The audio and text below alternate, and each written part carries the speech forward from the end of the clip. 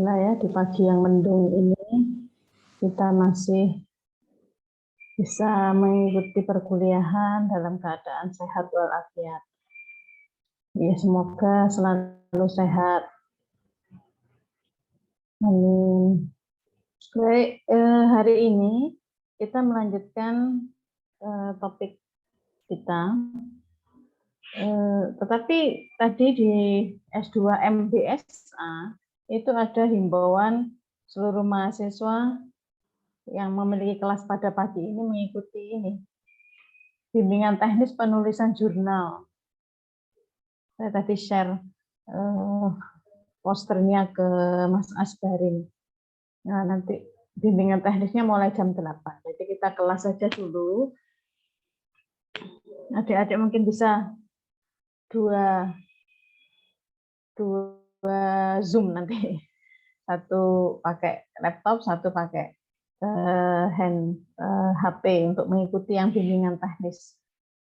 Karena penting juga ya. Jadi saat ini mahasiswa pasca, bahkan S1 pun syarat ujian atau syarat mengikuti atau menyelesaikan studi S1, S2, S3 itu kan memang syaratnya adalah publikasi. Nah, tetapi dengan beda persyaratan. Kalau S1 itu yang jurnal terakreditasi nasional syaratnya. Malah di S1 di Fakultas Humaniora itu penulis artikel itu pengganti menulis skripsi. Jadi ada pilihan.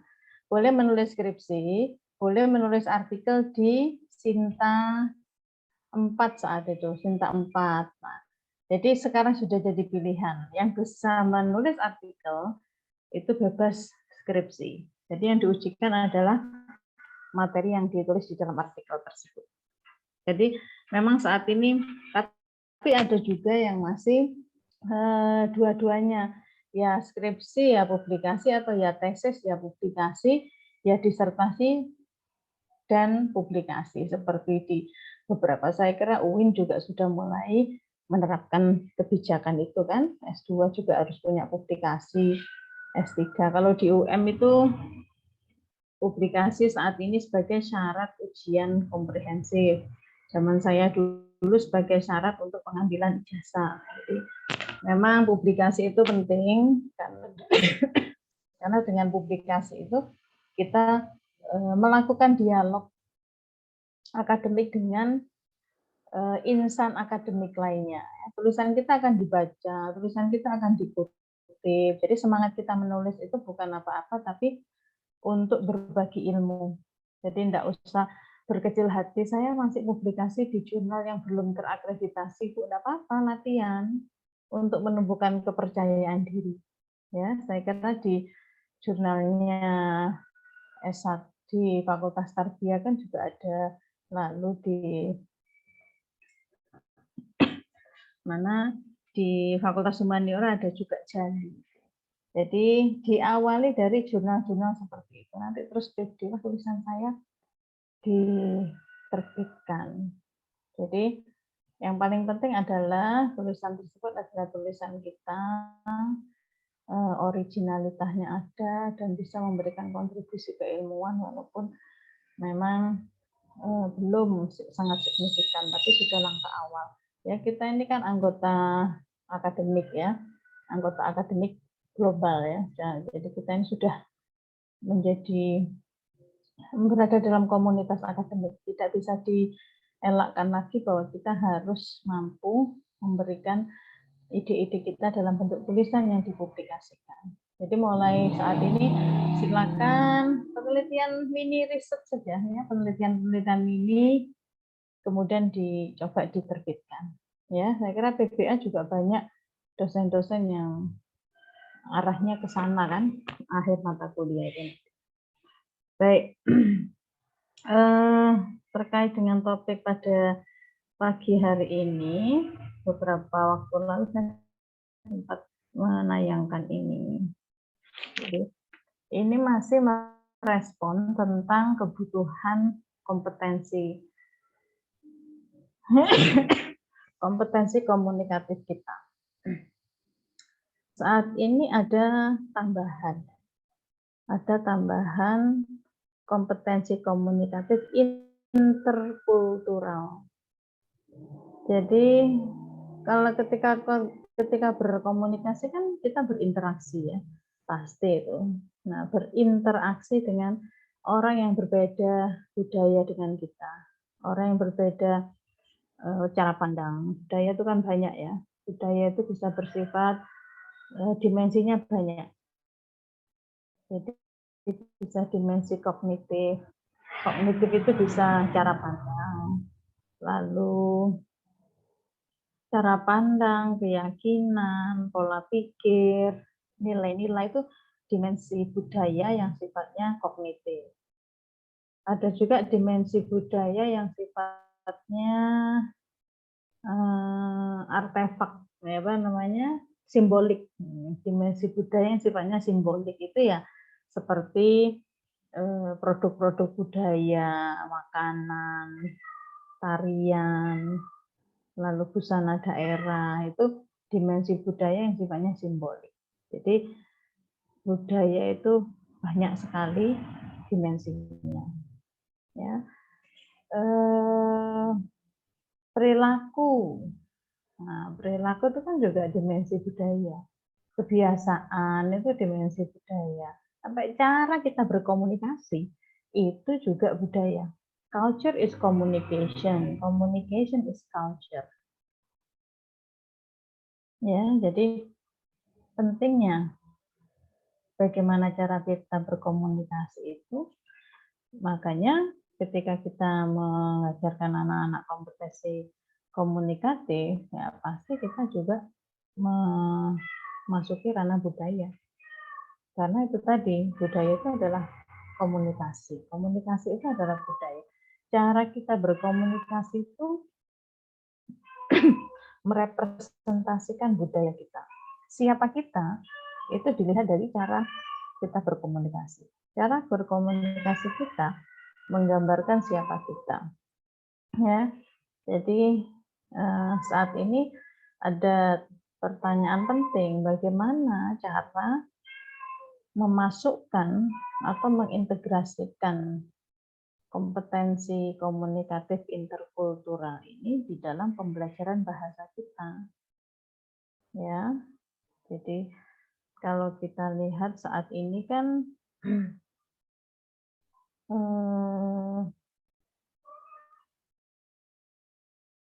tantangan global ya. Tantangan global saat ini itu ada 3 ya. Literasi, skill, learning skill sama life skill. Itu satu paket ya. Tentunya ini juga harus ditangkap atau direspon dalam pembelajaran kita. Literacy skills ya. Dulu memang dasar literasi atau yang sangat basic itu kan ya menggunakan bahasa untuk komunikasi, menggunakan bahasa untuk menggunakan bahasa untuk berbicara, untuk membaca dan menulis. Sudah cukup dulu itu ya. Ya, jadi ketika orang menggunakan bahasa Inggris atau bahasa Arab itu ya satu untuk bisa komunikasi, mendengarkan teks-teks, lisan, kemudian berbicara, membaca dan menulis. Tetapi dengan tuntutan abad 21 ini, literasi itu sudah berkembang. Ya, kita sekarang butuh information literasi, media literasi dan teknologi literasi. Jadi literasi di bidang informasi, media dan teknologi. Sekarang pembelajaran itu kan bahasa Arab itu juga lumayan, teman-teman bahasa Arab itu sangat berkembang sekali di bidang teknologi pembelajarannya dan bidang literasi teknologi. Sudah banyak mengadopsi dari bahasa Inggris. Nah, saat ini kan kita perlu mengajarkan anak-anak bagaimana melek media, bagaimana melek informasi, bagaimana kita tidak berperilaku sering sharing tanpa saring gitu kan ya. Itu kan literasi informasi, ya. Bagaimana menggunakan laptop, bagaimana mengakses informasi, bagaimana mendokumentasikan informasi yang kita dapatkan, ya, bagaimana memasuki pusat data yang sangat besar seperti Google Scholar, lalu sumber-sumber data lainnya. Ini termasuk teknologi informasi dan juga literasi teknologi dan juga informasi. Karena kalau kita membuka internet itu kan sudah ngeklik satu kata kunci saja, itu kan sudah banyak sekali yang kita peroleh. Jadi kemampuan membaca data. Ya. Nah, keterampilan yang kedua, keterampilan belajar. Dulu sempat kita singgung. Saat ini keterampilan belajar itu juga berkembang. Ya, jadi berpikir kritis, pemecahan masalah, kreativitas dan inovasi, komunikasi dan kolaborasi. Ya, ini tuntutan-tuntutan pembelajaran yang harus kita tangkap dan harus kita lakukan di dalam kelas kita. Bagaimana sih supaya siswa kita bisa berpikir kritis? Bagaimana siswa kita bisa menyelesaikan masalah? Tentunya konteksnya pembelajaran. Tahun 2013 itu, saya bersama 2 kolega dosen bahasa Inggris itu menerima hibah dari Kemenak, penelitian kolaborasi internasional. Pada saat itu kami memilih Australia. Yang kami lakukan adalah meneliti bagaimana sekolah-sekolah dasar di Australia itu mengajarkan critical thinking. Jadi kami melakukan observasi selama 3 minggu di kelas tersebut. Jadi kelas apa ya? Kelas 2, kelas 3 dan kelas 4 sepertinya. Nah, saat itu kami mengobservasi di kelas yang ini sedang mempersiapkan kegiatan bazar. Ya. Jadi seorang guru memberikan proyek bahwa beberapa hari kita akan melakukan bazar. Nah, langsung dibentuk kelompok. Untuk kelompok 1, 2, 3, 4. Lalu masing-masing kelompok diminta berdiskusi oleh guru itu, satu, apa yang dijual. Kemudian itu SD, apa yang dijual. Lalu harga bagaimana kamu menjualnya, bagaimana kamu mengemasnya. Nah, itu proyek yang harus mereka lakukan. Ya. Itu semuanya diberi tugas itu. Lalu mereka presentasi, kami akan menjual ini, cara mempersiapkannya begini, cara mengemasnya begini, cara memasarkannya nanti begini.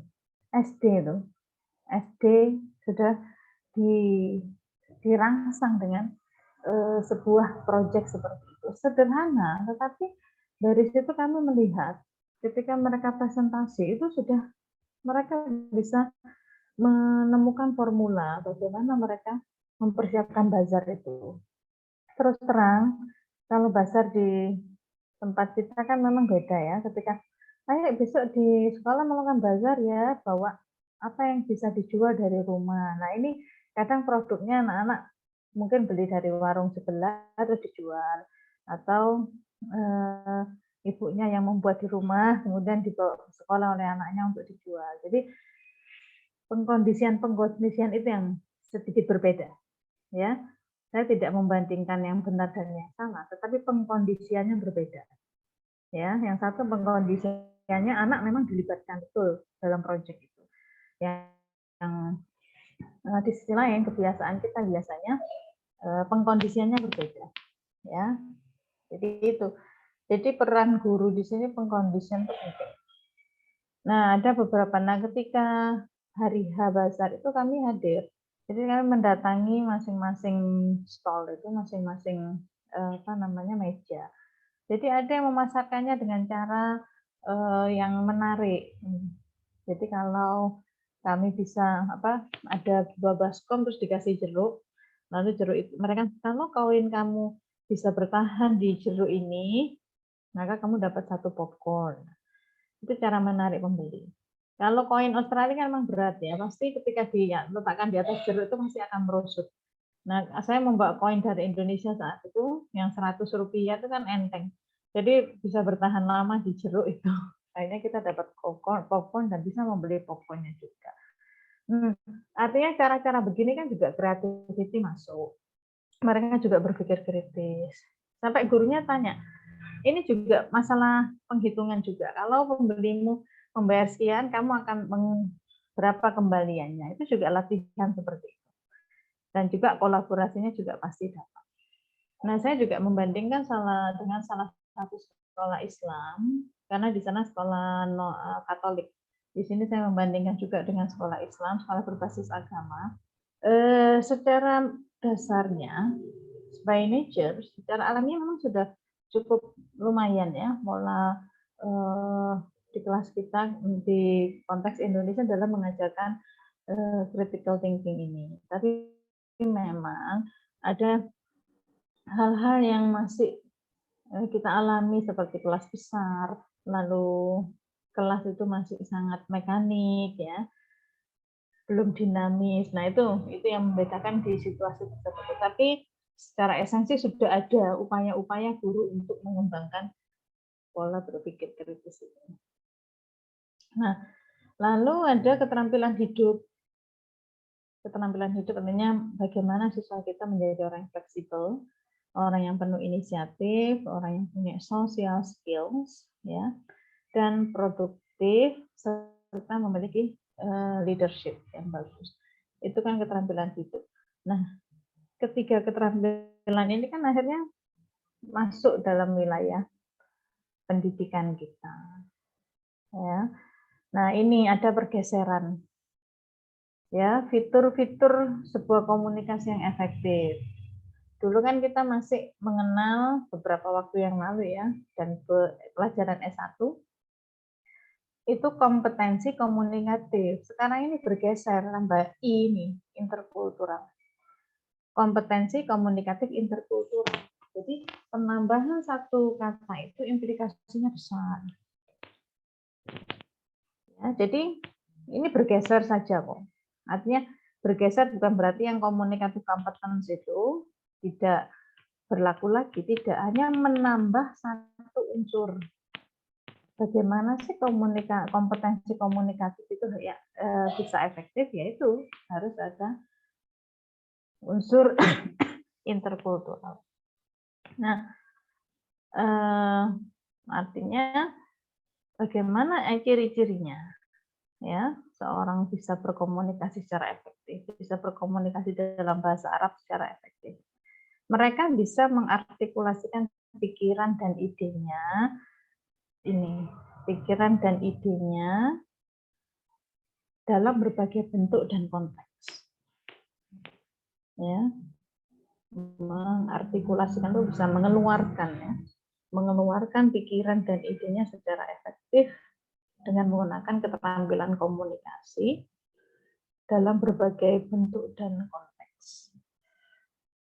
Lalu mereka bisa mendengar secara efektif, menyimak, melakukan istimak, menyimak secara efektif makna-makna yang terkandung, ya, baik itu pengetahuan, nilai, sikap, dan intensi dari apa yang didengar. Ya.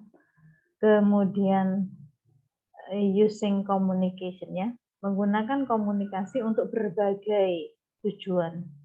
Mereka paham tujuan saya akan berkomunikasi dengan si A, si B, si C, itu paham bagaimana membedakan atau menyamakan. Kemudian menggunakan berbagai media dan teknologi. Ya, sekarang ini kan cara berkomunikasi orang kan mau macam-macam. Ya. Bisa pakai WA, pakai Zoom seperti ini, bisa offline. Nah, ini kan sesuatu yang tidak bisa kita bayangkan sebelumnya kan, walaupun tahun 2000 sudah digambarkan bahwa nanti gedung-gedung bertingkat itu sudah tidak ada lagi, bahwa kelas-kelas yang megah yang banyak itu juga sudah tidak ada, tidak terlalu signifikan lagi dalam pembelajarannya. Sekarang sudah terbukti di era pandemi ini kita benar-benar sudah sedikit dipaksa untuk melakukan interaksi semacam ini. Jadi itulah, jadi menggunakan media dari berbagai macam, ya. Kemudian ini berkomunikasi secara efektif dalam lingkungan yang bermacam-macam. Ini terakhir. Jadi lingkungan kita ini saat ini beragam. Nah itu mahasiswa kita bisa berkomunikasi dengan baik. Ya. Nah ini mungkin contoh sebuah gambaran awal apa yang dimaksud dengan interkultural dalam pembelajaran bahasa itu ya sedikit contoh saja. Ketika seseorang memuji ya jam tangan yang kita pakai. Nah, itu kan juga bisa dibuat pancingan pada anak-anak, jam tangan atau sepatu baru atau tas baru. Seseorang mengatakan atau memuji apa yang kita pakai. Apa yang akan kamu katakan dalam bahasa Indonesia? Dan juga apa yang akan kamu katakan dalam bahasa Arab? Ini contohnya bahasa Indonesia. Nah, itu kan pancingan. Jadi kalau kamu pakai tas baru, kemudian temanmu memujinya. Nah, kamu mau bilang apa dalam bahasa Indonesia? Terus dalam bahasa Arab kamu bilang apa? Nah, coba dalam bahasa Indonesia kalau ada seseorang memuji jam tangan atau sesuatu yang Anda pakai, Anda biasanya mengatakan apa dalam bahasa Indonesia? Terima kasih. Terima kasih ya. Terus biasa aja ngomongnya ini. Tahu dipuji tambah dialog nongenya. Oh, sono yang biasa murah-murah aja nih di sana loh. Sudah dulu, sudah berkecil hati sendiri. Ya, terima kasih umumnya. Lalu apa lagi? Ayo beli.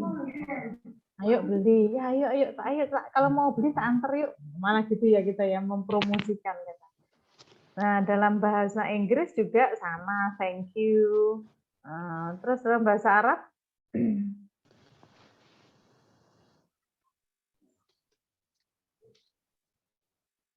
syukron gitu ya. Dalam bahasa Arab apa Mbak biasanya kalau kita dipuji? Barang kita dipuji seseorang. Masya Allah. Masya Allah gitu ya respon kita. Nah, hal-hal begini kan perlu kita gali di dalam kelas kita. Nah, kita masuk aspek budaya di situ. Nah, ini ada budaya Indonesia seperti ini, budaya Arab begini. Syukur-syukur kalau melibatkan budaya Inggris. Nah, berarti ada 3 konteks budaya. Bukan untuk membandingkan. Jadi semangat interkultural ini bukan untuk membandingkan budaya mana yang lebih baik atau yang terbaik. Tetapi untuk memahami perbedaan-perbedaan itu lalu bisa tumbuh bersama. Itu semangat dari interkultural. Ya. Nah, yang kedua, konteks yang kedua ini hal sepele sebenarnya. What does silence mean? Apa makna diam dalam konteks Indonesia dan dalam konteks Arab mungkin atau Inggris. Nah, ketika ada pembicaraan beberapa orang, kemudian ada seseorang yang diam atau kita diam. Apa arti diam kita itu? Coba kita gali. Apa arti diam menurut kita? Ketika tak mampu berkata-kata. Ya, ketika tak mampu berkata-kata, ketika berdiskusi dalam sebuah diskusi yang dinamik, kemudian ada seseorang atau kita diam. Itu kan beda-beda makna diamnya. Bisa diam, bisa berarti diam tandanya setuju. Setuju, oke, setuju, paham. Lalu Ada yang tidak paham.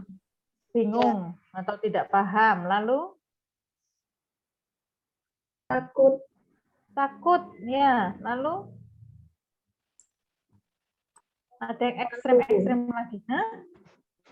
Terdiam ketika melihat dia dengan yang lain. Ya, artinya diam tadi itu ada yang takut, ada yang tidak setuju. Diam berarti setuju, ada juga diam berarti tidak setuju. Kemudian apa lagi? Ada yang diam berarti bingung, Banyak Ustaz. Atau tidak paham banyak. tadi banyak, ya. Ya. Nah, ada lagi diam berarti marah juga ada. Nah, artinya makna diam itu kan beragam. Nah, hal-hal begini ini kita lihat dari sebuah perilaku seseorang. Kok dia tiba-tiba diam ya? Kita pada sedang ngobrol bersama, kok dia tiba-tiba diam. Nah, sensitivitas itu yang perlu kita tumbuhkan kepada anak-anak didik kita untuk melihat lingkungan tadi. Karena kan mereka akan berbicara atau berkomunikasi dalam berbagai lingkungan. Kan enggak enak banget kalau ketika ngobrol kemudian ada yang diam. Atau ketika mengajar di kelas kemudian kita ada beberapa yang diam seperti tidak peduli. Itu diam tidak peduli juga namanya gitu. Diam itu berarti tidak peduli, juga bisa marah. Ya. Ya, itu berbagai macam kondisi. Nah, ini juga menarik, contoh yang menarik. Bagaimana mengatakan it's okay selain don't cry. Ya, bagaimana Anda mengatakan pada temanmu it's okay, temanmu mungkin sedang sedih atau apa. Bagaimana mengatakan kata it's okay selain don't cry. Kamu mau mengatakan it's okay, biasanya kan umumnya don't cry, jangan menangis. It's okay. Ya. Dalam bahasa Indonesia biasanya kita mengungkapkan seperti apa? Dalam bahasa Arab seperti apa? Dalam bahasa Indonesia contohnya. Kenapa? Semangat kamu bisa. Nah, semangat kamu bisa itu dalam bahasa Indonesia. Apalagi? Monggo.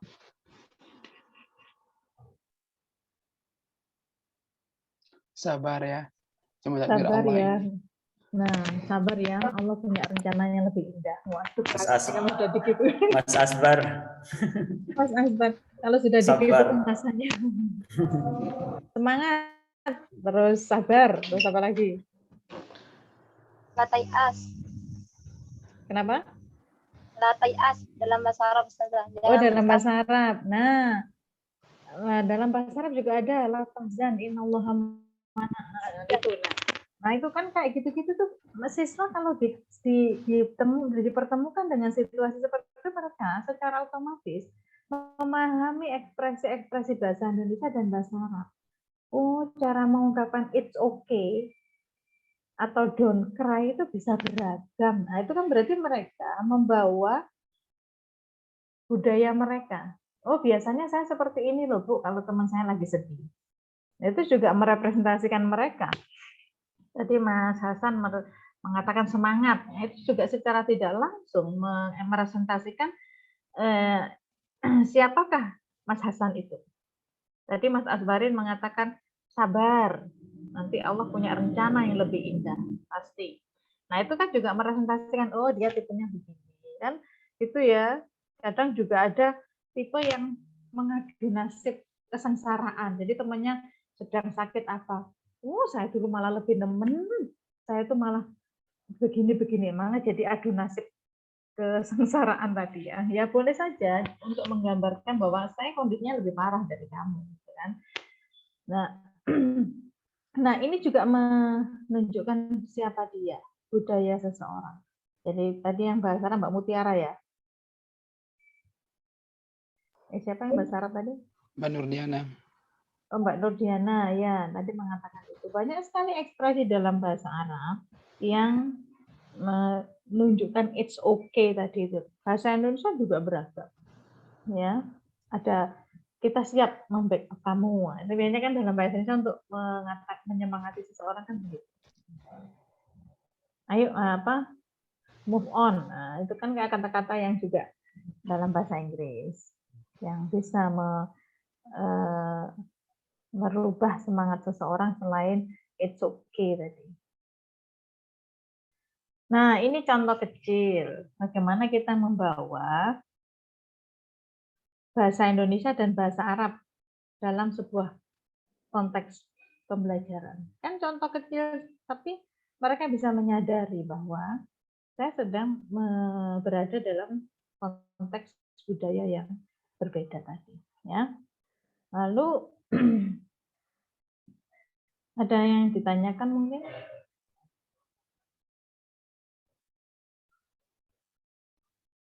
Nah, ini kemudian mengapa ICC ya, Mengapa intercultural? Mengapa kompetensi komunikatif interkultural? Ini ada pertanyaan, Bu, kenapa harus ada tambahan interkultural tadi? Kenapa tidak cukup di kompetensi komunikatif? Ya, kita ingat kompetensi komunikatif kan dimensinya banyak kemarin ya. Ada kompetensi linguistik, diskursus, lalu pragmatik, sosiolinguistik, sosiokultural. Nah, sekarang ada tambahan itu interkultural. Saya kira sosiokultural sama interkultural itu masih relevan. Saya mau tanya. Oke, monggo. Saya kalau untuk terkait dengan memasukkan interkultural terhadap pembelajaran bahasa Arab itu, apakah ada syarat tersendiri interkultural atau budaya seperti apa yang bisa dimasukkan seperti itu? Ada karakteristik sendiri karena memang kan budaya itu banyak. Budaya yang seperti apa? Iya, budaya itu memang dimensinya seperti yang tadi katakan ya, budaya itu bisa dimensi kognitif, bisa budaya itu adalah value, budaya itu bisa cara pandang seseorang, bisa nilai-nilai, bisa perilaku, budaya bisa hal-hal simbolik ya, seperti produk makanan, makanan, kemudian pakaian, kebiasaan, itu kan budaya, ya banyak sekali. Nah, kita lihat levelnya saja dulu. Ketika itu di level pembelajar SD, SMP, SMA, dimensi budaya simbolik kayaknya lebih tepat. Dimensi budaya simbolik itu tadi yang produk-produk budaya tadi, seperti makanan. Nanti saya akan memberi contoh bagaimana kita mengolah produk makanan itu menjadi sebuah media pembelajaran. Oke. Bentar lagi nanti ada contohnya. Nah, kenapa ICC ini, interkultural ini adalah yang pertama, adalah sebagai implikasi ya, implikasi dari pembelajaran bahasa asing. Yang pertama ini, foreign language teaching. Pembelajaran bahasa asing itu kan ya bahasa Arab juga. Jadi implikasinya ya itu, kita juga harus memasukkan aspek-aspek budaya, mau tidak mau, suka tidak suka. Jadi itu implikasinya adalah, apa implikasi pembelajaran bahasa asing? Implikasinya adalah komunikasi budaya. Kita melakukan komunikasi budaya di dalam kelas kita. Yang kedua adalah ini sebuah panggilan yang emergensi, ya. Jadi sebuah urgent call ya, panggilan yang penting ya untuk membantu siswa kita bagaimana belajar budaya dan mengembangkan kesadaran budaya tadi. Dan yang ketiga itu sebagai tanggung jawab kita untuk mempersiapkan mereka menjadi masyarakat global, global citizen. Jadi kita tuh kan sekarang sudah, ya dulu citizen ya, sekarang netizen nih. Citizen orang yang tinggal di city yang kelihatan fisik ya, sekarang netizen ya, citizen, global netizen, global citizen ya. Jadi ini alasan mengapa kita memasukkan interkultural tadi. Nah, kembali ke kompetensi-kompetensi ini, kita, nah, artinya kan maunya ke sini kita nanti, ya. Tujuan pembelajaran kita itu kemarin kita sudah bahas kompetensi linguistik, kompetensi diskursus, pragmatik, sosiokultural, dan sosiolinguistik. Nah, sosiokultural ini masuknya di interkultural. Jadi makanya sangat relevan sekali ketika kita berbicara interkultural, karena masuk di dimensi ini, kompetensi ini. Ya. Jadi kaitannya supaya kita paham, kenapa kok tiba-tiba ada interkultural? Tidak tiba-tiba, karena masuknya di kotak ini. Ya. Oke, baik. Karena menurut sosiokultural, belajar itu aktivitas sosial. Ya, Vygotsky mengatakan learning is social activity, termasuk belajar bahasa. Ya, baik. Ini sudah kita bahas ya minggu lalu beberapa kompetensi grammar atau linguistik, sosiolinguistik, diskursus pragmatik. Sudah kita bahas. Nah, apa sih interkulturalnya? Apa sih kompetensi komunikatif interkultural itu? Nah, kalau kita lihat pertama dulu adalah kompetensi interkultural. Kompetensi interkultural adalah ability, kemampuan untuk berinteraksi dalam bahasa, ya, dengan menggunakan bahasa dengan orang yang berasal dari negara lain atau budaya lain. Itu kompetensi interkultural. Ya, kemampuan untuk berkomunikasi, berinteraksi dengan orang lain yang berasal dari negara dan budaya yang berbeda. Kalau konteks adik-adik kan bahasa Arab. Jadi kemampuan untuk berinteraksi, ya, tidak hanya sekedar berkomunikasi, tapi berinteraksi dengan orang yang berbahasa Arab, ya, yang berbudaya Arab juga. Ya, itu kalau konteks bahasa Arab. Nah, kompetensi komunikatif interkultural (ICC) di sini adalah kemampuan berinteraksi dengan orang dari negara lain dan budaya lain dalam bahasa asing tersebut. Ya, dalam bahasa asing, bahasa Arab artinya, ya. Nah, itu yang membedakan. Lalu ini sama, intinya kemampuan untuk berinteraksi. Saya tidak banyak membahas yang nah ini kan nanti efek, ya. Kita kan sudah berbicara efek pembelajaran interkultural. Kita mau kemana? Apa dampaknya nanti? Dampaknya mereka memiliki pengetahuan. Kalau kita memasukkan unsur budaya, interkultural di dalam pembelajaran kita, nanti efeknya pada siswa apa? Mereka memiliki pengetahuan, knowledge. Knowledge tentang apa? Budayanya sendiri, cultural self. Tadi contoh kecil. Apa yang kamu katakan selain semua baik-baik saja, semua akan baik-baik saja dalam bahasa Indonesia dan bahasa Arab. Nah, mereka paham budaya mereka sendiri. Oh iya ya, dalam bahasa Indonesia biasanya sabar, semangat, ini bukan akhir segalanya. Nah, itu kan mereka paham. Oh, cara di bahasa Indonesia itu begini. Nah, lalu mereka memiliki kesadaran juga. Mereka mampu merespon isu-isu global dan tren saat ini apa sih. Nah, itu untuk pengetahuan. Aspek skillnya, mereka mampu mendengar, mengobservasi, ya, menjadi pembelajar yang patient, ya, mengevaluasi sesuatu secara sabar, patient. Nah, melihat perbedaan itu kan kalau nggak sabar kan jadi jadi menimbulkan emosi, ya. Sesuatu yang berbeda dengan kita itu kan menimbulkan gampang emosi atau gampang ngegas dan lain sebagainya, ya.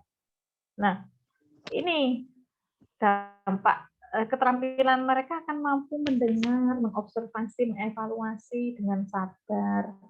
Ini passion ini dengan perseverance. Perseverance itu telaten, ya. Lalu melihat dunia orang lain, ya, melihat perspektif lain. Itu skill. Ya. Sulit tuh orang bisa mendengar dengan sabar dan telaten itu, mengobservasi, mengevaluasi sesuatu dengan sabar dan telaten. Kalau sudah berbeda, sudah kamu berbeda dengan saya. Berarti lo gue end gitu, ya. Berarti kita berakhir. Nah, artinya itu skill yang akan kita dapatkan ketika kita memberikan interkultural. Lalu selain skill ada perilaku. Kan beda, ya, skill di sini sama perilaku. Perilakunya apa? Mereka bisa memiliki perilaku menghormati, ya, respect ini, memaknai atau menghargai other culture, menghargai budaya lain, mereka berperilaku open, terbuka, ya, tanpa ada judgment, tanpa ada penilaian-penilaian yang menyudutkan. Mereka punya perilaku curiosity, ingin tahu. Ya, lalu mereka juga punya perilaku discovery, ingin menemukan discovery ini nanti mereka mampu menemukan hal-hal yang mungkin kok sedikit ambigu. Nah, mereka terus mencari dan mencari. Jadi ini ada 3 dampak ya, pada pengetahuan siswa, pada keterampilan siswa dan perilaku siswa. Kalau attitude ini kan dampak jangka panjang, ya. Dampak jangka pendek pembelajaran itu kan output gitu ya, yaitu mereka paham budaya bahasa Arab dan bahasa Indonesia dalam mengatakan semua akan baik-baik saja. Mahasiswa kalau dikasih pancingan saja atau mahasiswa, coba tulis 10 ekspresi dalam bahasa Indonesia dan bahasa Arab yang menggambarkan semua akan baik-baik saja atau jangan menangis. Oh, itu nanti mereka beragam, banyak yang alay-alay itu juga keluar nanti. Nah, yang bahasa Indonesia terutama ya. Nah, ini yang akan diperoleh dari pembelajaran kita nanti. Nah, ini tadi Mas Hasan, bagaimana cara memasukkan aspek itu, aspek budaya mana? Karena kan dimensinya banyak. Nah, ini nanti kita pelan-pelan masuk. Oke. Ini ada beberapa cara, ya, how-nya. Ada comparison method, ada cultural assimilation, ada cultural capsule, ada reformulation, ada prediction, ada role play. Coba saya semoga bisa dulu pernah saya sajikan belum ya?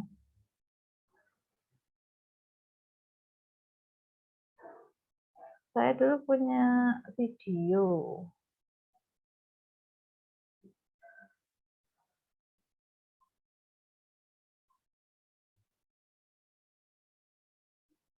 Video tentang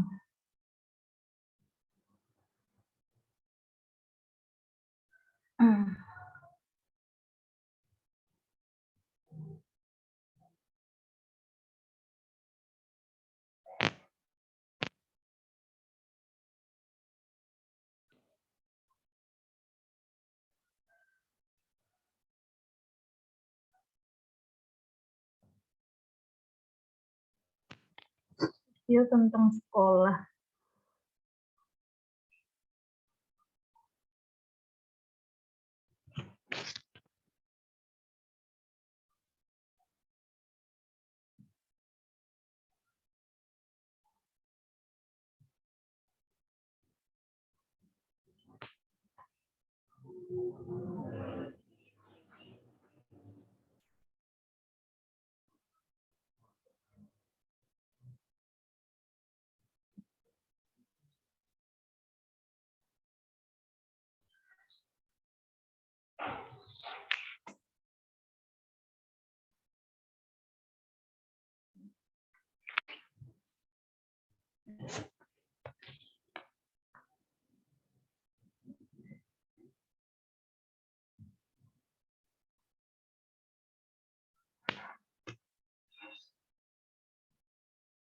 Bentar.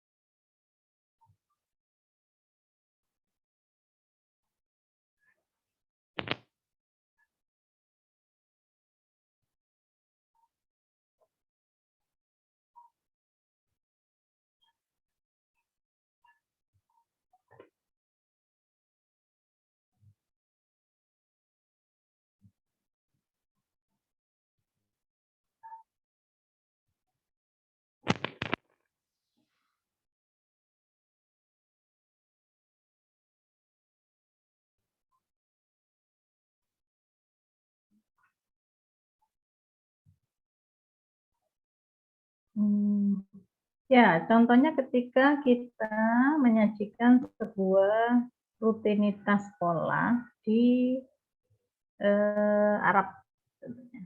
Nah, ada video kan banyak ya di YouTube itu video-video kondisi sekolah di negara-negara Arab. Ya, negara Arab kan banyak. Seperti negara yang kalau bahasa Inggris itu English speaking countries. Ya, English speaking countries kan bisa Kanada, Australia, lalu Amerika, Inggris, dan juga New Zealand. Nah, bisa menyajikan video kegiatan rutin di sekolah dari negara-negara yang berbahasa Arab. Nah, lalu setelah nonton video itu, apa yang bisa guru lakukan kepada anak-anak untuk memasukkan aspek budaya? Mungkin bisa punya pengalaman?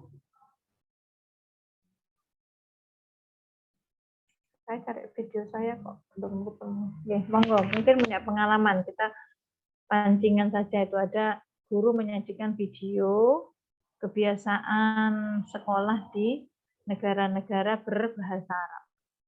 Lalu sekitar 5 menit mereka nonton video, siswa kita follow up-nya apa setelah melihat video itu?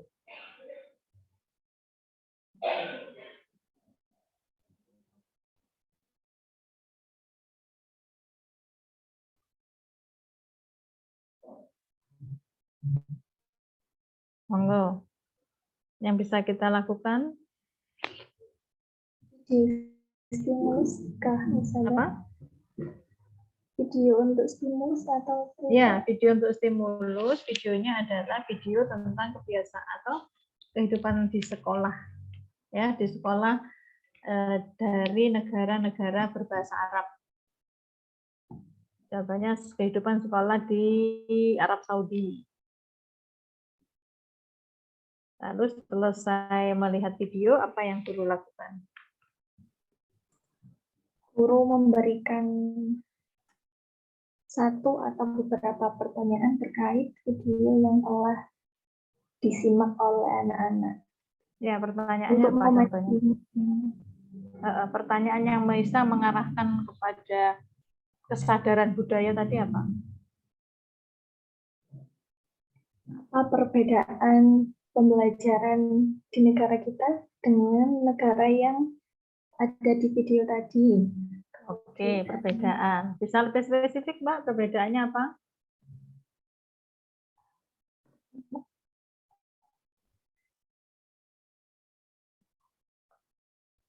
Jadi perbedaan itu kan luas ya, mungkin bisa dikhususkan supaya anak-anak juga, oh ya. Mungkin dari segi pakaian yang dikenakan. Oke, seragamnya. Baik, lalu? Materi yang disampaikan. Jika Materi yang disampaikan, oke ya. Terus. Kemudian kondisi kelas, kondisi kelas ya, bisa, oke. Masih menggunakan cara tradisional atau sudah menggunakan teknologi? Ya, metode pembelajaran apa namanya media ya, media atau cara mengajarnya. Nah, hal-hal begitu kan akhirnya apa? Dampak pertama knowledge ya, yang tadi pengetahuan. Siswa memperoleh pengetahuan. Oh, ternyata pola pendidikan di sana itu begini. Jumlah pelajarannya dalam satu hari itu hanya 3 contohnya. Atau kemudian kalau di Australia itu jam pelajaran mulai jam 9 pagi sampai jam 3 sore. Nah, itu kan anak sudah bisa melihat. Oh, kalau di Australia itu jam 9, sementara di Indonesia kita mulai jam 7 contohnya. Kalau di Australia itu apa namanya? Hanya 6 jam berarti kan. Nah, di Indonesia bisa sampai jam 7 sampai jam 3 sore. Nah, oh di Australia itu Kalau di Arab tadi, oh, seragamnya berbeda, seragamnya namanya tiap hari berbeda, contohnya di Indonesia. Kalau di Australia, contohnya hanya ada 2 seragam saja. Nah, artinya dengan ini bukan untuk membandingkan, tapi mereka untuk mendapatkan pengetahuan. Ya, dampak pembelajaran yang pertama adalah mereka memperoleh pengetahuan bahwa sekolah saya dan sekolah mereka berbeda. Bukan untuk menjustifikasi ya, bukan untuk memberikan judgement, penilaian bahwa oh berarti sekolah saya ini yang pelajarannya terlalu banyak. Nah, beda. Kita harus menyadarkan itu bahwa bukan membandingkan, ini bukan untuk menilai mana yang terbaik. Ya. Oke, nah itu salah satu contohnya. Jadi video sederhana. Banyak sekali kan video-video yang bisa kita peroleh dari YouTube itu tentang kehidupan sekolah, apalagi konteks mereka kan sedang bersekolah juga, ya. Nah ini salah satu aspek budaya tadi, Mas Hasan, ya. Aspek budaya itu bisa sistem pendidikan, itu kan budaya juga, ya. Nah ini comparison method ini. Tadi saya sudah mengatakan, jadi menyajikan video, ya, menyajikan video kehidupan sekolah di Arab, ya, lalu siswa diajak untuk membandingkan apa yang bisa dibandingkan, rutinitasnya, pelajarannya, durasi pelajarannya, ya kan di video itu kan menggambarkan lengkap ya, durasi mata pelajaran, lalu seragam tadi sudah disebut, kemudian bangunan sekolahnya bisa, terus PR-nya, ya, makanan yang dimakan ketika mereka istirahat, kan bisa, banyak sekali yang bisa digali. Kemudian frase-frase dalam berinteraksi dengan guru. Nah, di Arab bagaimana? Itu kan frase bagaimana siswa mau bertanya, apa yang digunakan bahasanya, bagaimana siswa merespon pertanyaan guru, dan juga perilaku. Ya, perilaku itu banyak macam-macam ketika mereka bermain, ketika mereka mau minjam alat tulis temannya, dan dalam sebuah video itu kompleks sekali yang bisa kita lihat. Nah, kayak tadi aspek budayanya bisa beragam, Mas Hasan, ya. Behavior ini masuk budaya. Terus ekspresi, frase-frase yang mereka ucapkan ketika mau pinjam pensilnya teman, seragam, ini kan juga budaya, ya. Nah, ini makanan ya, school meals ya, apa yang mereka makan ketika jam istirahat, itu kan juga memperlihatkan aspek budaya dalam simbol ya, simbol-simbolnya.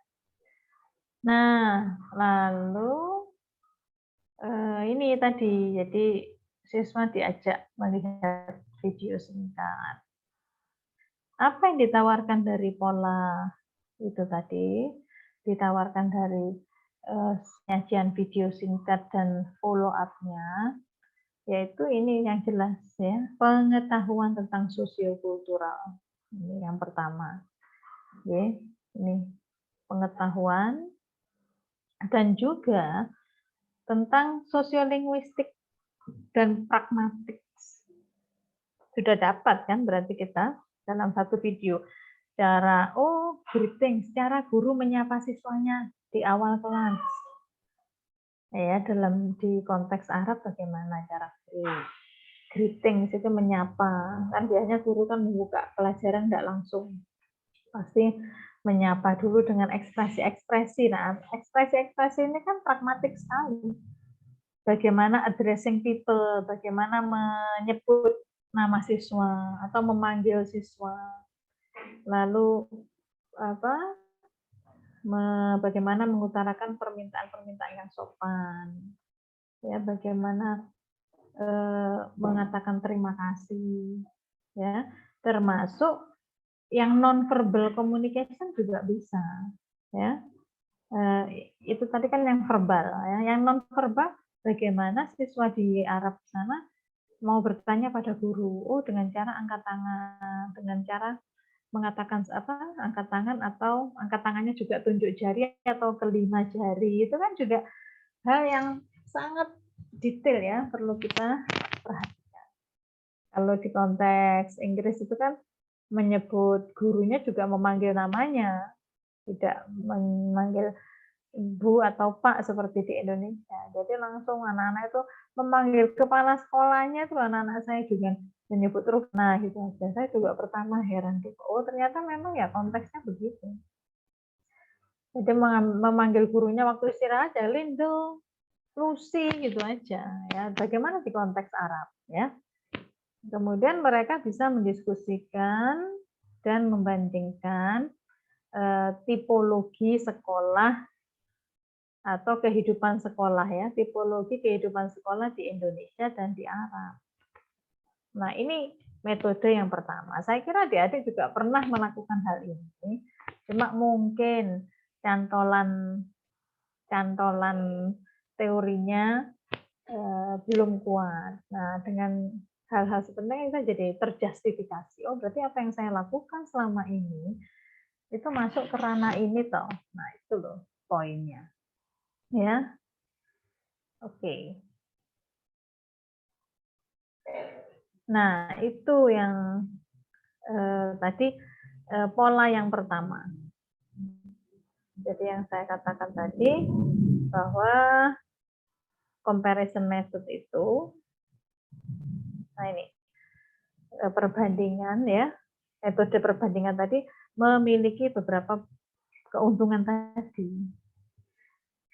Ya, keuntungan sosiokultural, keuntungan sosiolinguistik, dan pragmatis juga.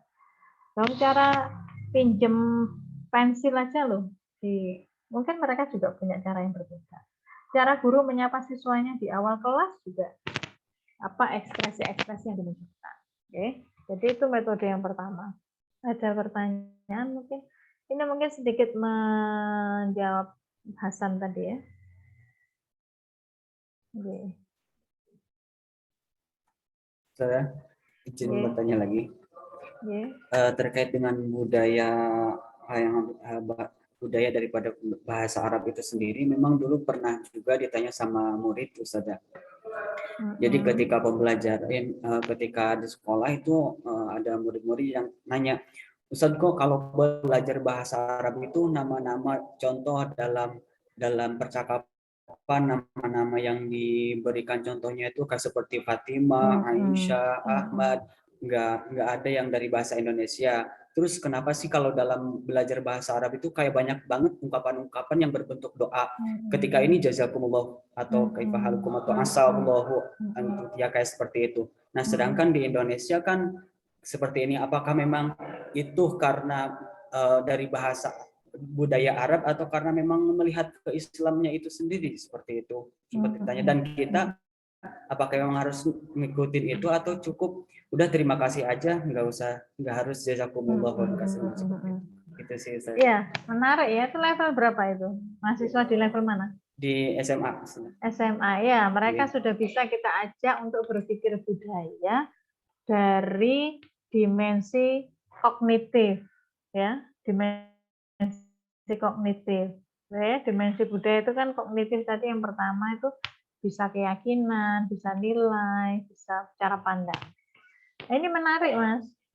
Jadi itu bisa Mas Hasan kemas menjadi sebuah pembelajaran interkultural.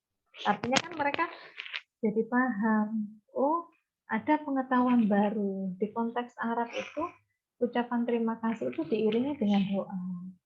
Ya, sementara di Indonesia terima kasih saat ini dalam bahasa Indonesia juga sudah mulai seperti ada juga kan. Terima kasih ya kirimannya, semoga rezekinya tambah berkah melimpah. Nah, itu kan juga sama. Ya, karena bentuknya bahasa Indonesia. Ya, esensinya tapi sama, ada doa di situ kan. Nah, itu yang perlu menumbuhkan sensitivitas bahwa ada hal-hal yang sama. Jadi terima kasih plus ada doa. Di Arab juga ternyata syukran jazakillah. Nah, itu kan artinya juga ada format-format yang sama. Oh, berarti ya ada hal-hal universal yang bisa disandingkan. Ya. Nah, kalau mereka merasa bahwa ya saya tetap ikut yang di Indonesia saja ketika berbahasa Indonesia, ya nggak apa-apa. Artinya bukan berarti mereka harus mengadopsi 100%. Artinya mereka tumbuh ya bahwa tentang cultural self tadi loh, budaya mereka sendiri dan juga budaya Arab juga mereka menjadi sebuah pengetahuan, sehingga ketika mereka berkomunikasi dengan orang Arab atau dalam konteks Arab, mereka bisa menggunakan yang budaya yang sudah dipelajari tadi. Itu interkultural. Saya kira menarik tadi juga pertanyaan anak-anak. Jadi bukan, oh itu kalau kita tidak hati-hati, nanti kita bisa apa namanya sifatnya plus minus tadi, atau malah melihat ini plus ini enggak. Semangat interkultural itu growing together, tumbuh bersama. Itu yang karena kita dihadapkan pada posisi kita ini orang Indonesia yang belajar bahasa Arab, orang Indonesia yang belajar bahasa Inggris. Pasti ada cultural clash, cultural conflict itu ada. Nah, makanya direspon oleh interkultural supaya tidak ada konflik-konflik budaya. Nah, itu tadi metode yang pertama. Metode yang kedua, ini ada asimilasi, cultural assimilation, asimilasi budaya. Saya ingin cek contoh langsung. Nah, ketika ada dua gambar sederhana ini, apa yang bisa adik-adik lakukan di kelas?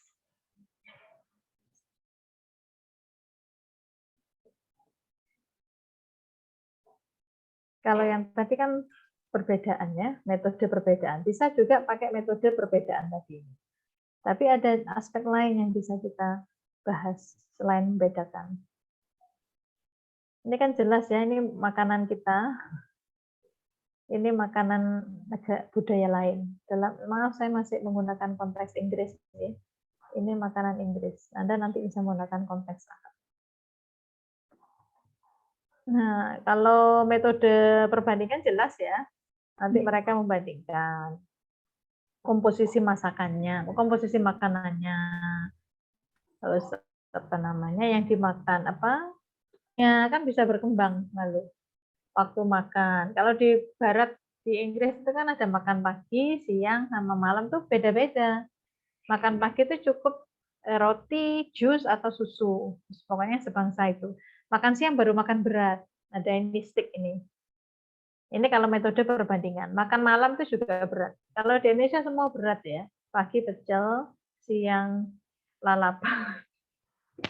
Lalu malam tahu campur, soto dan lain sebagainya. Semuanya berat. Ya, enggak apa-apa, wong itu budaya kok ya. Nah, kalau ini metodenya apa yang bisa kita pakai selain perbandingan?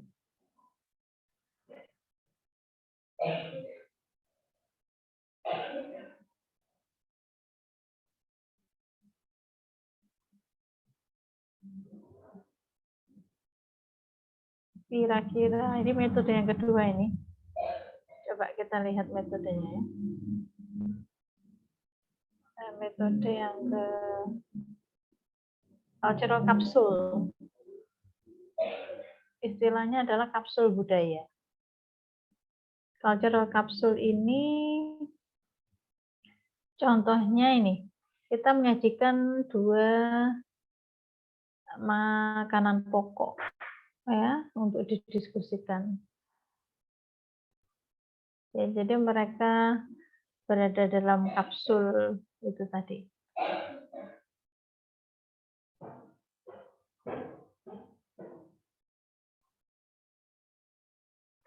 Ya, kemudian ini kalau kapsul itu beda dengan budaya perbandingan ya. Metode perbandingan beda dengan cultural capsule. Apa yang dilakukan setelah menyajikan dua gambar tadi?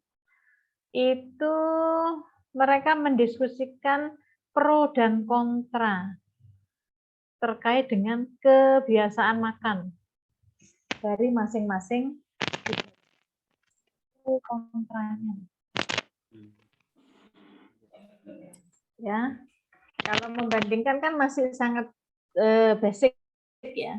Tapi kalau sudah mendiskusikan yang pro dan kontra ini sudah menggali kemampuan siswa untuk mengevaluasi kan berarti. Ya, tidak hanya mengobservasi. Kalau level video tadi itu mengobservasi saja. Oh, jam pelajarannya durasinya sekian, itu kan mengobservasi saja. Lalu seragamnya ini, terus cara guru menyapa di kelas begini, itu observasi. Nah, tapi kalau sudah pro dan kontra ini sudah mengevaluasi.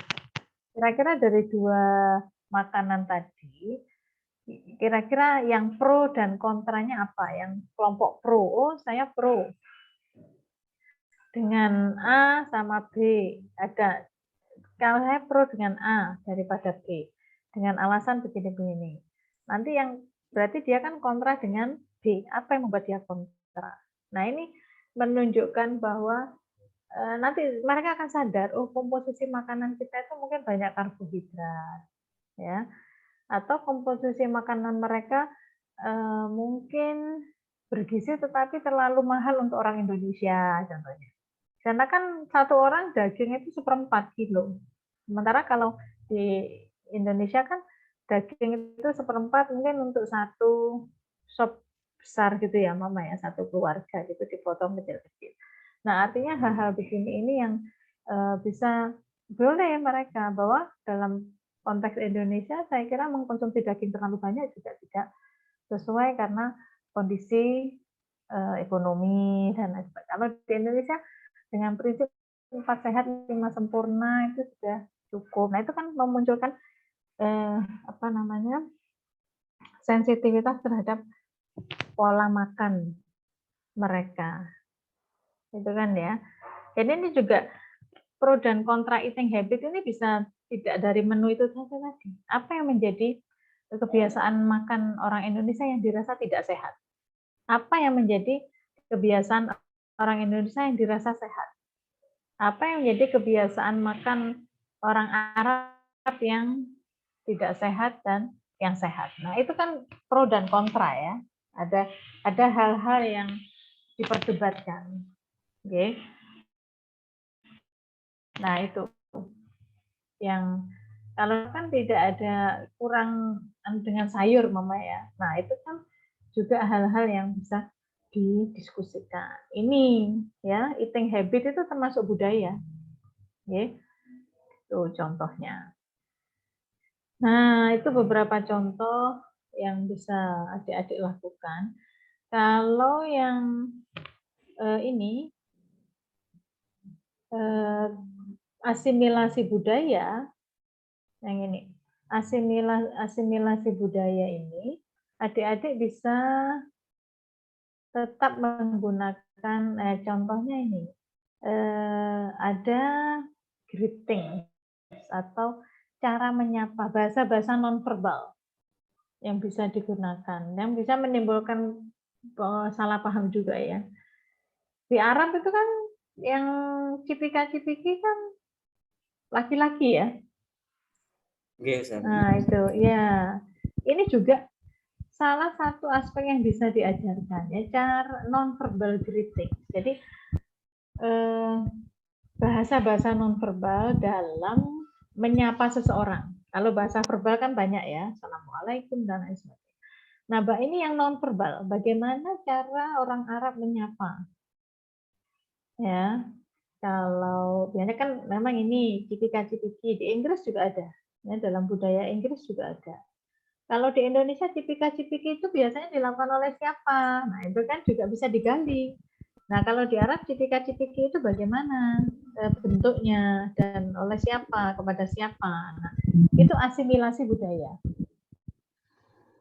Ya, jadi ada hal-hal yang semuanya sepertinya membandingkan, tetapi ada daya bedanya. Ya. Kemudian asimilasinya di mana? Lalu guru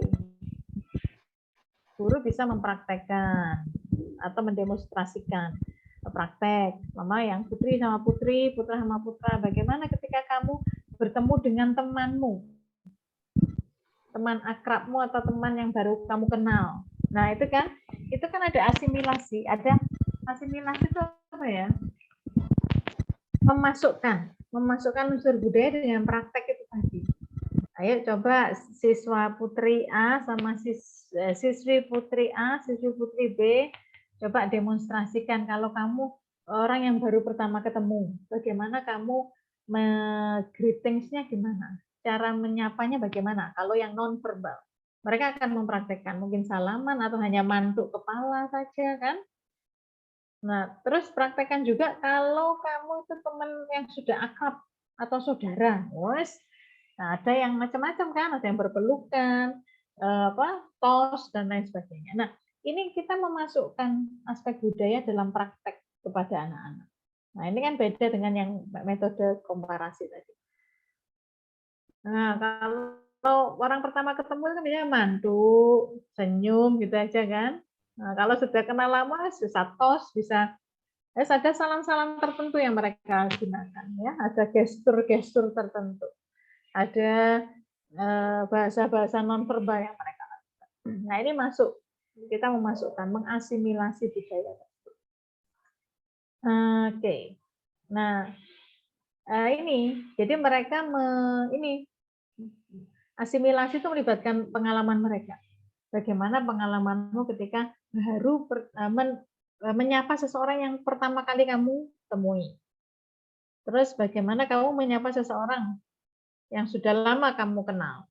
Bagaimana kamu menyapa saudaramu. Itu kan pengalaman. Pengalaman yang bisa dimasukkan dalam kelas tadi. Yaitu asimilasi. Nah, itu hal-hal yang bisa kita lakukan di dalam kelas. Contoh-contoh sederhana bisa juga tadi ini, bisa juga dengan metode reformulasi. Reformulasi itu sudah adik-adik lakukan. Saya yakin reformasi itu menceritakan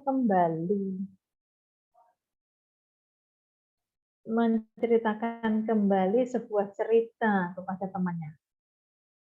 Nah, ini kan sudah sering dilakukan mencerita. Nah, contohnya masih menggunakan video tadi bisa. Video tadi setelah mereka menonton, siswa disuruh menceritakan kembali apa yang ada di dalam video itu. Itu reformulasi. Artinya mereka langsung dapat poin-poin budayanya juga masuk kan. Oh, dari video itu saya bisa melihat bahwa sekolah di konteks Arab itu guru itu menyapanya dengan cara begini. Lalu jam pelajarannya sekian. Nah, itu kan mereformulasi apa yang dilihat. Ini cara yang berikutnya. Positif efek reformulasi ini juga luas ya, dapat pengetahuan sosiokultural, sosiolinguistik, pragmatik dan kompetensi nonverbal juga. Ya. Itu reformulasi. Lalu prediksi. Prediksi ini biasanya bisa kita peroleh begini. Contohnya, seorang guru memberikan sebuah majalah dalam bahasa Arab, ya, yang dimana itu ada cerita yang sedang atau tokoh yang terkenal di Arab atau kejadian di Arab, ya, kejadian di Arab yang sedang hits lah ya. Nah, mereka melakukan prediksi. Nah, kira-kira apa yang akan terjadi? Ya, dari hasil membaca itu kan mereka memprediksi. Contohnya ada seorang, kalau bahasa Inggris itu kan banyak yang memang contoh ya, artis-artis mungkin atau film-film bahasa Inggris yang sedang hits. Nah, apa prediksi yang akan terjadi? Dalam konteks teks Arab itu juga banyak juga kan kejadian-kejadian di negara Arab yang sedang, ya mungkin ini bisa kasus COVID pandemik ketika masa haji, itu kan bisa ya, bagaimana kondisi di Arab. Terus apa yang akan terjadi selanjutnya setelah pandemi berakhir? Nah, itu kan mereka melakukan prediksi. Ya. Ini juga luar biasa efeknya. Efeknya untuk aspek budaya, tata nilai itu bisa. Lalu role play ini juga populer sekali untuk yang sudah dilakukan oleh adik-adik ya, sangat populer, sering ini Jadi budaya situasi yang nyata, ya. Role play itu juga bisa disituasikan, contohnya kamu seorang berada di restoran Arab, ya, yang satu menjadi pengunjung, yang satu menjadi pelayan. Apa yang mereka lakukan? Nah, kata-kata itu yang muncul. Ya. Atau seorang turis Arab datang ke Indonesia, kamu memberikan bantuan untuk menginformasikan tempat-tempat wisata yang terbaik di Kota Malang. Nah, role play ini yang juga bagus ya dalam bahasa Arab.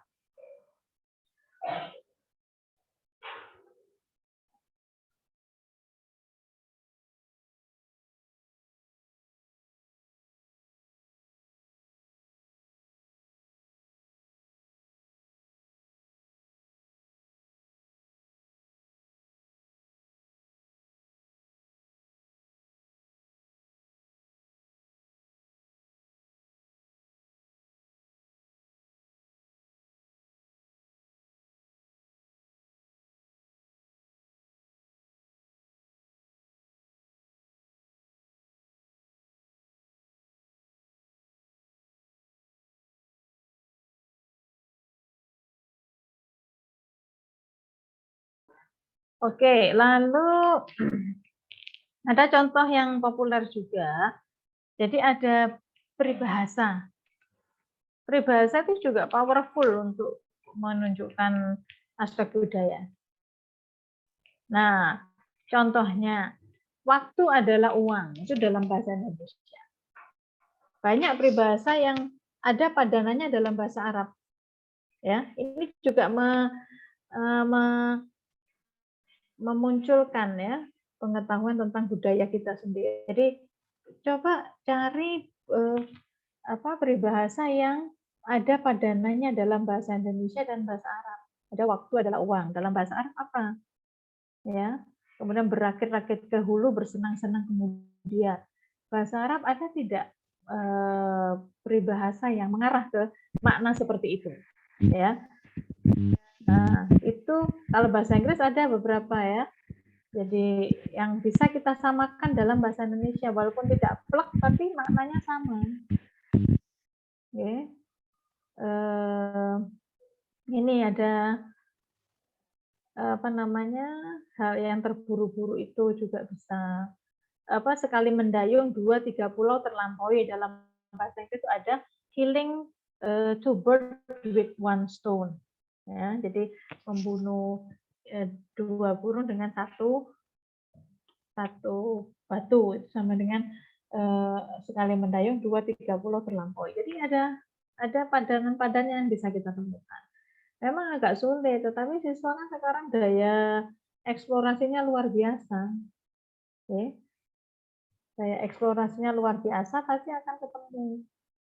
Nah, ini yang value in proverb. Jadi dalam peribahasa itu nilai-nilai yang akan kita munculkan, yaitu siswa bisa menggali ya nilai-nilai budaya dari bahasa yang berbeda. Ya. Nah, lalu bisa dikembangkan pertanyaan-pertanyaan awal, apa sih peribahasa itu? Berapa peribahasa bahasa Arab yang kamu ketahui? Ya. Diawali dengan berapa peribahasa dalam bahasa Arab yang kamu ketahui, kemudian ada enggak di Indonesianya. Itu kan juga salah satu cara untuk menggali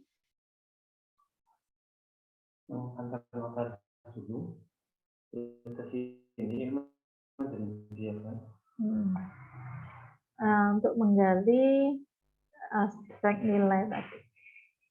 Okay. Nah, now what? Sekarang bagaimana? Sekarang apa? Ada pertanyaan yang cukup menggelitik ya. Apakah kita sebagai guru bahasa asing itu siap ya untuk memberikan kompetensi ini? Nah, itu artinya refleksi itu ya, refleksi untuk kita semua. Ya, refleksi untuk kita semua. Lalu apa yang menjadi catatan buat kita bahwa kompetensi interkultural ini tidak bisa diperoleh dalam waktu yang singkat atau ruang yang sangat singkat, ruang yang waktu yang singkat dan atau dalam bentuk satu modul saja. Ya.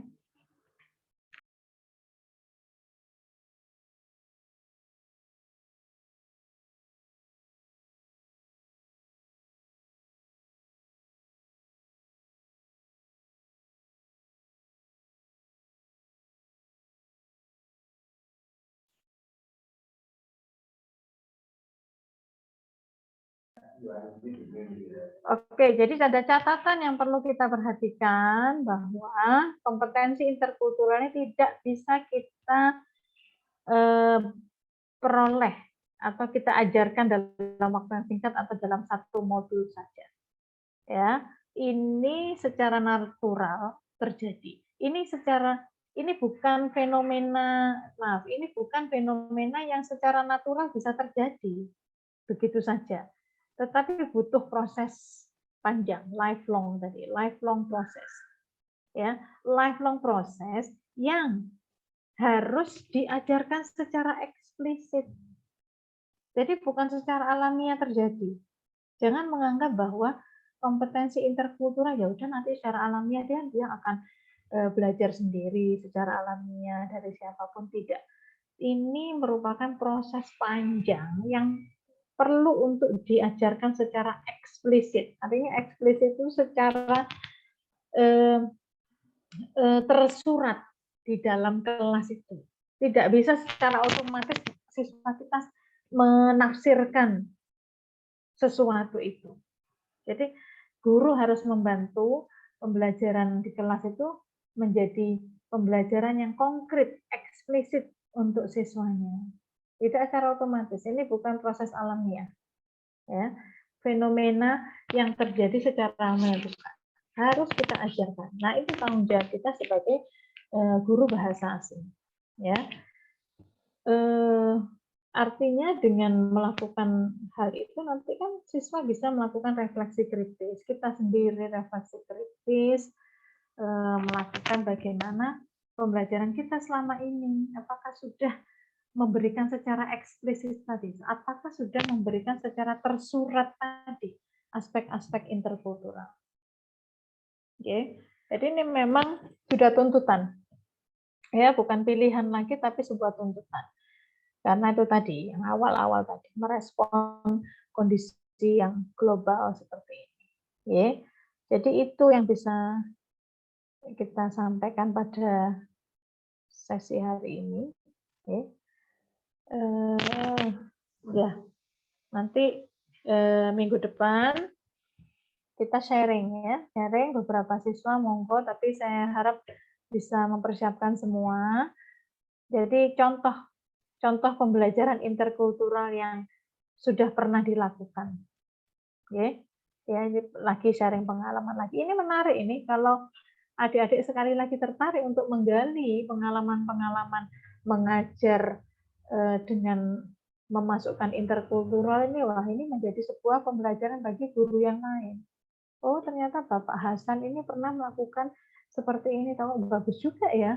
Nah itulah makanya pengalaman kita bisa kita jadikan pengetahuan profesional. Pengalaman kita yang menjadi yang sifatnya personal bisa menjadi professional knowledge, ya pengetahuan knowledge kalau kita menggunakannya sebagai dalam bentuk penelitian. Kalau hanya cerita saja kan kadang orang nggak yakin ya. Oh cerita saja kok, semua orang punya cerita, semua orang pencerita. Tetapi kalau cerita itu kita jadikan data dan kita analisa, itu menjadi sebuah temuan penelitian yang sangat bermanfaat bagi orang lain. Karena kan berarti cerita kita sudah kita analisa dan sudah kita kaitkan dengan, oh ternyata cerita saya itu sesuai dengan beberapa pandangan para ahli pembelajaran bahasa asing. Nah, minggu depan saya ingin beberapa contoh, ya, boleh menggunakan share screen ini, beberapa contoh pengalaman yang telah dilakukan ya untuk mengajarkan interkultural. Saya yakin sudah pernah melakukan, mungkin melalui lagu atau game, tapi mungkin belum tahu namanya, metode apa sih saya tadi itu. Nah, dari sini kan adik-adik sudah paham, oh saya masuk metode metode ke kapsul budaya. Saya masuk metode asimilasi budaya. Oh, ternyata saya masuk metode komparasi. Oh, ternyata saya masuk metode reformulasi. Nah, itu kan ya. Oke. Itu saja yang bisa saya sampaikan. Selamat menikmati BIMTEK ya. Mohon maaf, Ustazah. Ya. Ya sudah. Boleh melihat lagi macam-macam metodenya? Oh ya, boleh saya share gitu. Oh, baik, Ustazah, terima kasih. Tapi maaf bahasa Inggris nih. Saat itu saya mengisi untuk guru-guru di UM. Tapi tidak apa-apa, sudah ini untuk adik-adik mahasiswa. Adik-adik mahasiswa sekarang bahasa Inggrisnya ya canggih-canggih. Oke, nanti saya share di grup ya. Terima kasih. Nanti Mas Asbarin seperti biasa, screenshot-nya ya. Ya, Ustazah siap. Oke, matur nuwun. Selamat menikmati BIMTEK. Dan nanti banyak tulisan-tulisan yang muncul. Kalau tertarik mau menulis tentang menerbitkan artikel atau membuat publikasi tentang narasi tadi, studi penelitian narasi, silakan. Kalau punya draft, kirim saja ke saya. Saya bisa melihat, bisa melakukan editing sedikit-sedikit ya. Bahasa Indonesia saja enggak apa-apa. Nanti diterbitkan ke jurnal. Wah, senang itu nanti. Wah, saya punya publikasi ya. Itu artinya untuk memunculkan kepercayaan diri itu penting. Dari yang ini aja, yang kecil-kecil, pengalaman guru dalam mengajarkan interkultural contohnya. Nah, itu sebuah penelitian. Jadi apa yang saya tulis, Bu? Ya pengalamanmu, datanya adalah pengalaman, terus dianalisa. Tadi nanti teorinya kan jelas interkultural. Ya. Jadi dari hal kecil-kecil itu saja. Pengalaman saya dalam mengajarkan interkultural di kelas. Itu jadi penelitian nanti. Nah, itu kalau ingin nanti mengikuti BIMTEK ini sebenarnya akan punya banyak inspirasi. Oke, matur nuwun ya. Sekian cukup hari ini. Wassalamualaikum warahmatullahi wabarakatuh. Waalaikumsalam Waalaikumsalam warahmatullahi wabarakatuh.